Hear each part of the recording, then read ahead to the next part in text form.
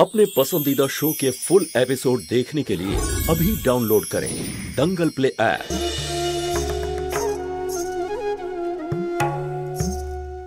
पंकज आय बाबा Bose Bose relax Pankaj relax Bose Bose शुद्ध तुम्हें breakfast নিয়ে এসো पंकजेर জন্যও নিয়ে এসো আরে যাও না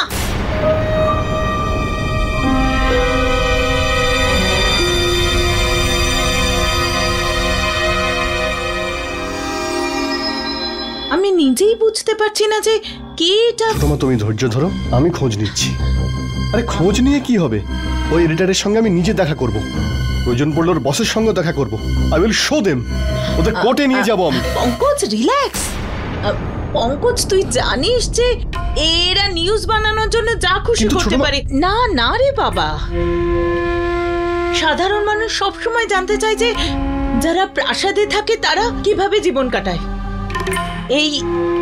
এই নিউজটা শুধু পেপার বেচার জন্য আর কিছু নয় তুই ভুলে যাই সব রিল্যাক্স কর পঙ্কজ ছোট মা ভুলে যাব কি করে এটা কোনো ছোটখাটো ব্যাপার নয় আরে আমরা কেন আটকাবো জ্যোতিকে এই নিউজ পেপার আমাদের পরিবারকে ব্লেম দিচ্ছে পঙ্কজ প্লিজ রিল্যাক্স আমি নিজে কথা বলছি ওই এডিটরের সাথে দাঁড়া জাস্ট ওয়েট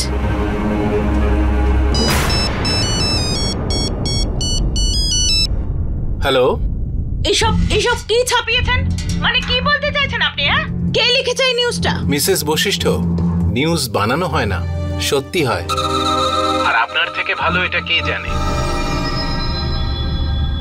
দেখুন আমি আপনাকে বলছি যে এইরকম আরেকটা কথা আপনাদের বিজ্ঞাপন আমাদের যেমন প্রয়োজন ঠিক তেমনই আমাদের পেপার আপনাদেরও প্রয়োজন আফটার অল এই শহরের টপ সেলার আমরা আপনি এটা ভাবলেন কি করে যে আপনি আমাকে ব্ল্যাকমেল করে জ্যোতি শর্মার আর্টিকেল বন্ধ করে দেবেন ম্যাডাম আমি এই লাইনে এই কারণেই আছি যাতে রিডার্সদের সত্যিটা জানাতে পারি নয়তো আমিও আপনাদের মতো সিমেন্টের বিজনেস করতাম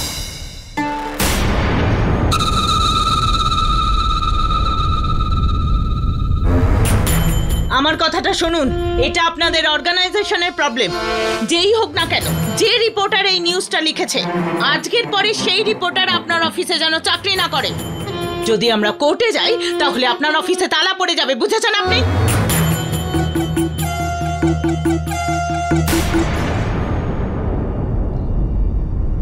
বলছিল যে কোনো নতুন রিপোর্টার লিখেছে আরে কিন্তু না রে পঙ্কজ এডিটর বলেছে যে এরকম দ্বিতীয়বার হবে না ক্ষমা চাইছিল আমার কাছে রিল্যাক্স পঙ্কজ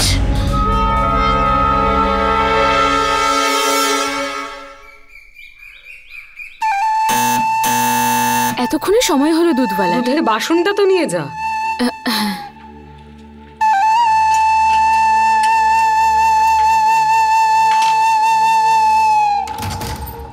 দাদা রোজ দেরি করে আসছো সকালে সবাইকে চা দিতে হয় তোমার জন্য আমাদের রোজ লেট হচ্ছে আসলে কি বলতো দিদি সকাল সকাল হাইওয়েতে খুব জ্যাম থাকে সেই জন্য দেরি হয়ে যায় কাল থেকে তাড়াতাড়ি চলে আসবো কাল থেকে যদি সময় মতো না আসো আমি অন্য কাউকে বলে দেব আরে না না কাল থেকে ঠিক সময় চলে আসবো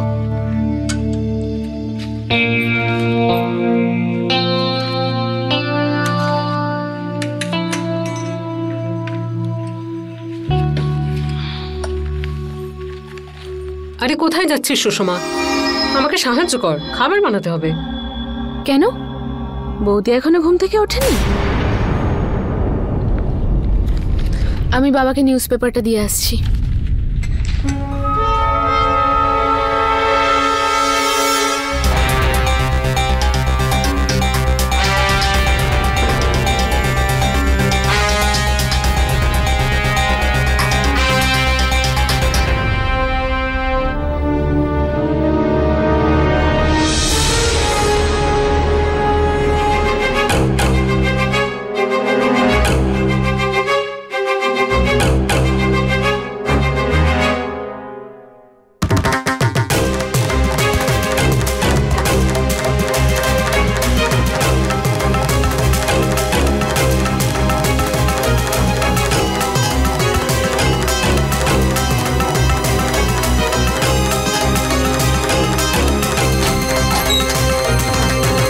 সুষমা হ্যাঁ বাবা সুষমা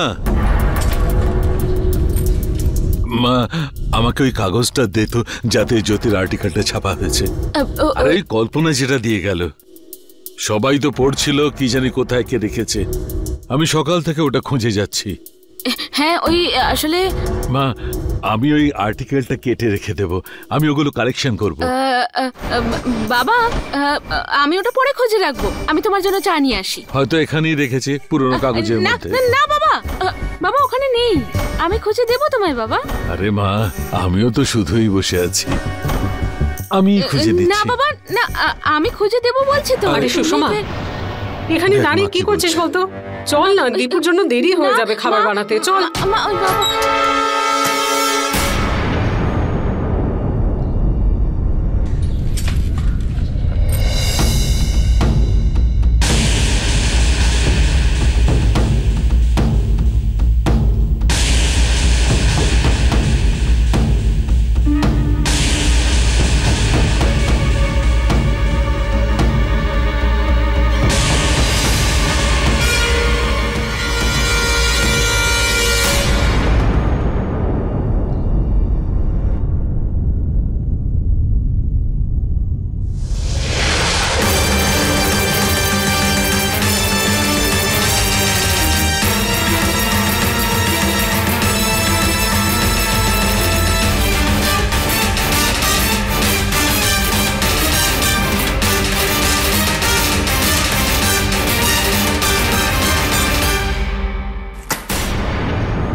টাকা দিয়ে সব ছাপিয়েছে ওই ভৈরবী।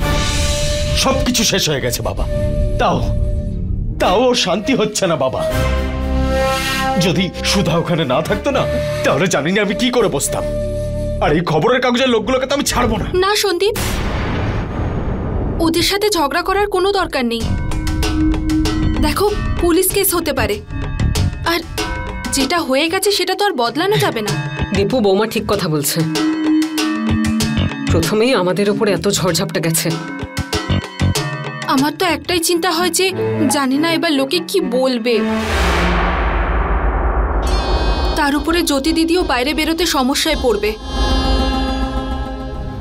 মা তুই এক কাজ কর, কয়েকদিন আর বাড়ির বাইরে বেরোস না। কয়েকদিনের মধ্যেই তো লোকজন এসব ভুলে যাবে, তারপর বাইরে বেরোস। পালিয়ে গিয়ে সমস্যার সমাধান হয় না মা। আর বাইরে বেরোতে আমার অসুবিধাটা কোথায়? কারণ আমি তো কোনো অন্যায় করিনি। লজ্জায় তো তাদের মাথা নিচু হয় যারা আসলে দোষী।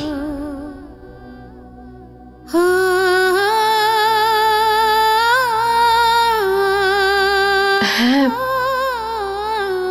আমার জন্য তোমাদের হয়তো অনেক কথা শুনতে হবে, কিন্তু তোমরা সবাই যদি একটু সাহস দেখাও তাহলে এই সময়টাও পেরিয়ে যাবে।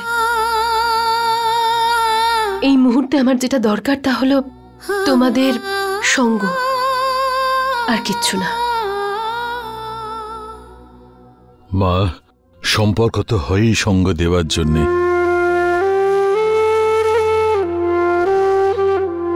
আর আমরা সবাই তো সঙ্গে আছি। আমি খুব খুশি যে আমার মেয়ে পালিয়ে যাওয়ার পরিবর্তে এগিয়ে যাবার রাস্তাটা বেছেছে। সুষমা। হ্যাঁ। আরে সুষমা। হ্যাঁ ঠাকুমা। মা আমার জন্য একটু গরম জল করে বাথরুমে রেখে আয় না।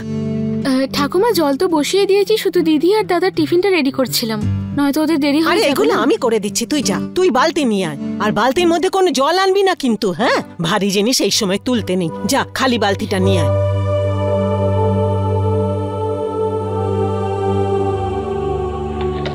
আরে জ্যোতি, মা তুই মেয়ে হয়ে যে সিদ্ধান্তটা নিলি না, সেটা কোনো ছেলেও পারতো না। আরে আমারও তো মাথাটা উঁচু হয়ে গেছে। হাতি ঘোড়া গেল তল, ভেড়া বলে কত জল। আরে মা কাউকে পরোয়া করবি না, খুব ভালো মা, খুব ভালো। ভালো থাকিস মা। এই নে তোর আর দীপুর টিফিন বাক্স। আর মা আমার জন্য কিছু পুজোর জিনিস চাই, আমি কাগজে লিখে দিচ্ছি। আয় তুই আয়, আয় আয়।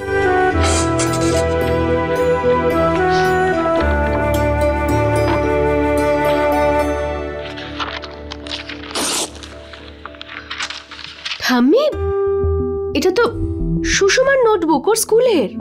হ্যাঁ, আমি তো জানি এইটুকু পড়াশোনা আমার আছে। তাহলে ঠাম্মি তুমি ওর নোটবুকটা ছিঁড়লে কেন? আরে শুধু শুধু এটা পড়েছিল, সাদা কাগজটা কাজে লাগবে, আবার কি? আবর্জনা নয় এগুলো ঠাম্মি, এগুলো দিয়ে ও... আরে বাবা, এটার কোনো দরকার নেই। ও আবার কবে স্কুলে যাবে? কেন যাবে না? ঠাম্মি মাঝখানেও পড়াশোনা বন্ধ করে দিয়েছিল, ও তো আবার স্কুলে যেতে পারে। আরে সুষমা এখন মা হতে চলেছে, ও কি করে পড়াশোনা করবে? পড়াশোনা করে কি ও কালেক্টর হবে? হ্যাঁ, আরে ও মা হতে চলেছে জ্যোতি, এখন ওর আর পড়াশোনা করার দরকার নেই। আমি তো ভাবছি ওর বাচ্চাটা হয়ে গেলে সবাই মিলে ওকে ভালো করে মানুষ করতে হবে, ব্যাস। আমাদের সাহায্যে কেন? সারা জীবন কি সুষমা অন্যের উপর নির্ভর করে থাকবে? ঠাম্মি, একটু পড়াশোনা করতে পারলে একটা ভালো চাকরি তো করতে পারবে, নিজের সন্তানকে নিজে বড় করতে পারবে। আর পড়াশোনা করার কোনো বয়স হয় না ঠাম্মি। আরে মা, তুই সব সময় বইয়ের কথাগুলো বলছিস। আমি তো জানি বাচ্চাকে বড় করতে গেলে কতটা সময়ের দরকার হয়। আরে খাওয়ার সময় পাওয়া যায় না। যখন তোর নিজের বাচ্চা হবে তখন বুঝতে পারবি। ঠাম্মি, আরে মা, তর্ক তো অনেক বিষয় নিয়েই করা যেতে পারে। তো দেরি হয়ে যাবে মা। এই নে, এগুলো আমার জন্য আনবি। হ্যাঁ, দেখ আমারও জলটা ঠান্ডা হয়ে গেল। যা। হ্যাঁ,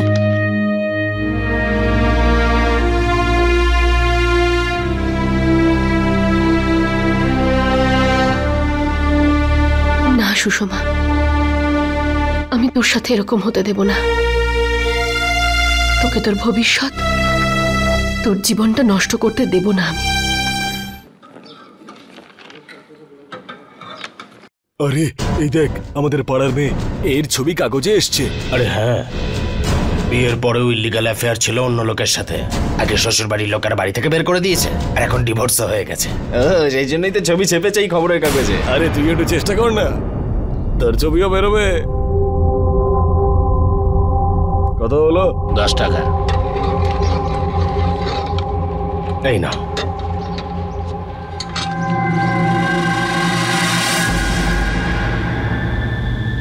তোমরা এত বছর ধরে আমাকে চেনো, এই রাস্তা দিয়ে তো যাতায়াত করি আমি। আমিও তো তোমাদের দুজনকে খুব ভালো করে চিনি।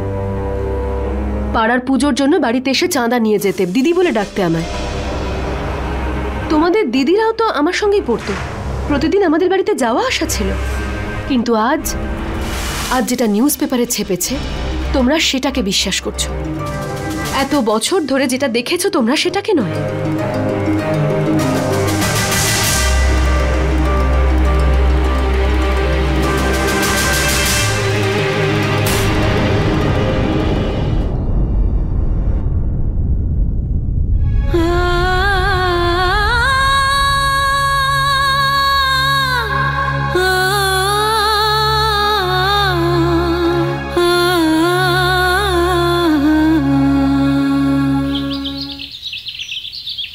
ম্যাম, একজন দেখা করতে এসছে অ্যাডমিশনের জন্য। বলেননি আপনি যে অ্যাডমিশন বন্ধ? বলেছিলাম, কিন্তু উনি বলছেন যে স্পেশাল কেস, দেখা করাটা জরুরি। ঠিক আছে, ওনাকে পাঠিয়ে দিন। আচ্ছা।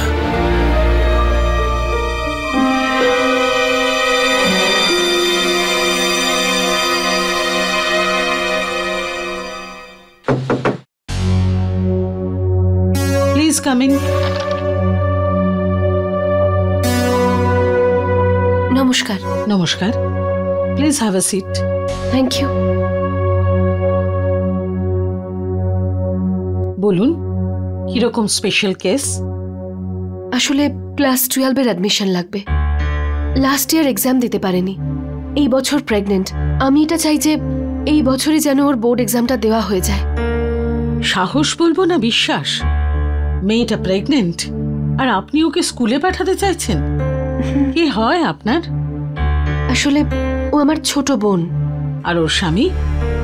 স্বামী আছে তো নাকি? হ্যাঁ হ্যাঁ আছে, কিন্তু লোকটা আমার বোনকে খুব টর্চার করত, এখন জেলে আছে। আপনি তো সব সম্ভাবনা দূর করে দিলেন। ম্যাডাম, আমাদের স্কুলে ভালো ঘরের ছেলেমেয়েরা পড়তে আসে, আর সেই ছেলে মেয়েদের উপর কি প্রভাব পড়বে যখন ওরা জানতে পারবে ওদের পাশে বসে থাকা মেয়েটা প্রেগন্যান্ট আর তার স্বামী? No, not possible. অনেক নাম আমাদের স্কুলের। আর আমি যখন সুষমা এই স্কুল থেকে পাশ করে বেরোবে তখন আপনার স্কুলের নাম উজ্জ্বল হবে। না না, এটা সম্ভব নয়। আমি অন্য পেরেন্টসরা প্রশ্ন করলে কি বলবো? স্কুলের টিচাররা তো প্রশ্নে ভয় পায় না। আর আজ থেকে 10 বছর পরে যখন ওই মেয়েটাই আপনার সামনে এসে দাঁড়াবে আর আপনাকে জিজ্ঞাসা করবে যে কেন আপনি ওকে পড়তে দেননি, কেন ওর ফিউচারটা নষ্ট করে দিলেন আপনি, তখন কি উত্তর দেবেন আপনি? আপনার স্কুলের কাছে উত্তর থাকবে কোনো? ম্যাডাম, এই একটা শেষ সুযোগ আছে ওর কাছে, ওর নিজের পায়ে দাঁড়ানোর, যাতে ভবিষ্যতে ওকে কারোর উপর নির্ভরশীল না থাকতে হয়, নিজের সন্তানের দায়িত্ব নিজে নিতে পারে। ওর ভবিষ্যৎটা ঠিক কেমন হবে সেটা এই স্কুলের উপরই নির্ভর করছে। প্লিজ ওকে আপনি বাধা দেবেন না। ঠিক আছে, আমি ওর সাথে কথা বলতে চাই। ওর সঙ্গে দেখা করার পর আপনি অ্যাডমিশনের জন্য না করতে পারবেন না। Thank you very much. ওকে।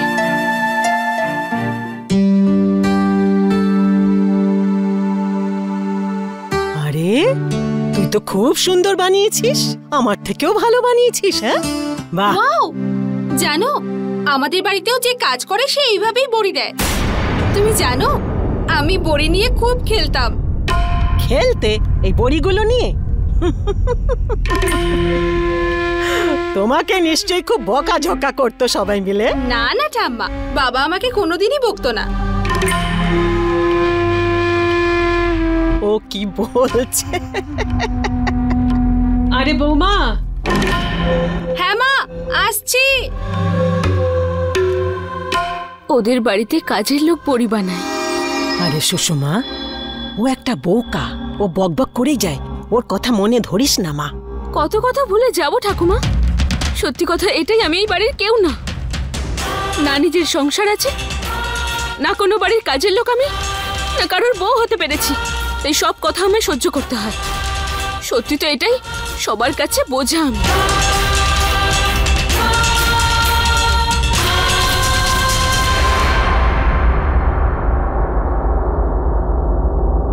হে ভগবান, এই দীপুর বউটাও না যা ইচ্ছে তাই বলে যায়, আমার মেয়েটাকে কষ্ট দিল।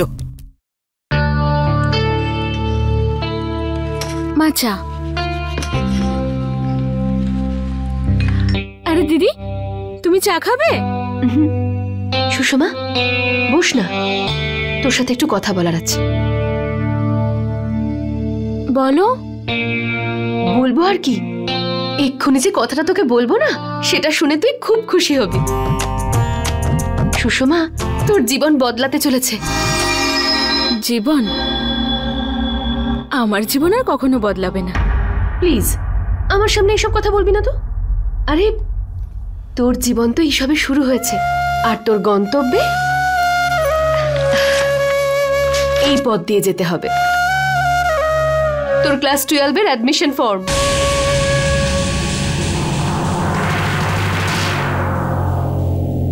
আমি নিজে কথা বলে এসেছি প্রিন্সিপালের সাথে। একবার তুই যদি প্রিন্সিপালের সঙ্গে দেখা করিস, আমার বিশ্বাস তুই নিশ্চয়ই অ্যাডমিশন পেয়ে যাবি। আর তুই যাবি আমার সাথে, ঠিক আছে? আমার সাথে মজা কেন করছো তুমি? সুষমা, আমি সত্যি কথা বলে এসেছি। তোমরা সবাই আমার পিছনে কেন পড়ে আছো? যে যখন পারে আমায় কথা শোনায়, আমার দোষ না থাকলেও সবাই আমাকেই দোষী বানায়। আর এখন তুমিও আমায় টর্চার করছো। টর্চার? টর্চারই তো এটা। 5 মাসের বাচ্চাকে গর্ভে ধারণ করে আমি স্কুলে যাব? এগুলো কোন জন্মের প্রতিশোধ নিচ্ছ আমার সাথে?